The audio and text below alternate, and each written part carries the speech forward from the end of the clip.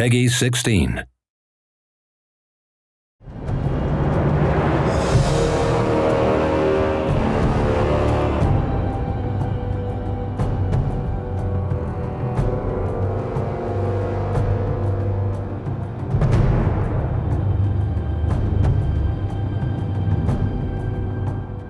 My name is Atle Fagersten. I'm the producer at Palindrome Interactive, and we're developers of Immortal Realms Vampire Wars. In a nutshell, it's a turn-based strategy game that combines empire management, turn-based combat with a unique card twist that we really feel sets it apart from other games. It makes it a little bit more approachable without losing the hardcore values that the strategy game market really requires.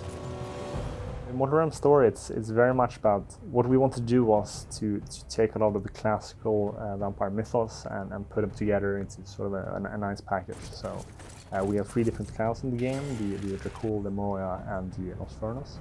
And each of the different clans sort of represent this different aspect of vampire mythologies.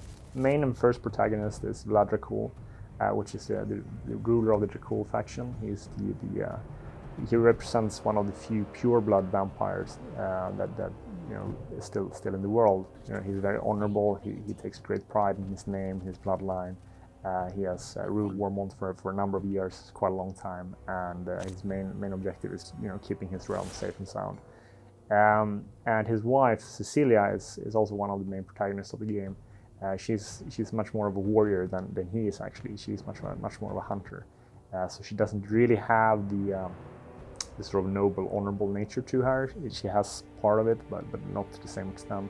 And she's much more keen to go out there and do things rather than ruling from a safe distance.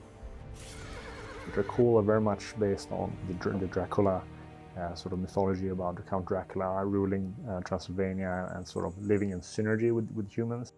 It's very much about rooting them, and sort of he has noble intents, but of course, being a vampire doesn't really match always with the humans' morality. And then we have the Moroia, which are sort of the treacherous vampires, the noble vampires. So that represents a completely different aspect as well. They're very high society. And then, of course, the Nosfernus are the monster vampires, the ones skulking the sewers and sort of trying to get revenge for all the injustices done to them over the years.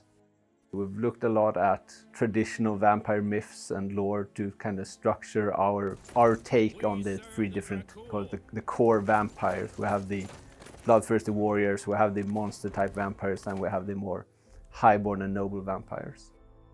For this game, we started with developing or setting the baseline of the characters we wanted. We're like, this is Vlad Dracul, he's the leader of the Dracul clan. This is kind of how he is as a character, and we did that for most of the main characters, and then we started working on the story and developing basically the game at the same time. So it was a bit of a back and forth of, all right, what works narrative-wise, what can we do gameplay-wise? So there was a back and forth there constantly with balancing what is this character's motivation, what do we want to tell, what kind of story do we want to tell here, and what can we actually do in-game. So the game is split into a number of chapters, 1 chapter for each clan, and there's 4 missions for each chapter. So we start with the Dracul clan, and then throughout the events that transpire in those missions, we sort of understand more about the world, and then those things lead into the discovery or awakening of a second clan, and then we pick up the thread over there. It is a narrative told in a chronological order, but with 3 different perspectives. While the game takes place in quite a short period of time, we're definitely hinting back at what the previous story has happened for hundreds and both thousands of years previously. The same characters that you play with in the campaign are, well, the vampires, so they've been around for a long, long time, one of them even thousands of years. So we definitely hint about that in the story, what happened when he was more active in the world and now he's coming back. We set out to make a dark fantasy world where basically everyone was a villain, or at least, not everyone is a knight in shining armor. So I'd say that each character has their own objectives, their own goals, own morality, and things are definitely not black and white.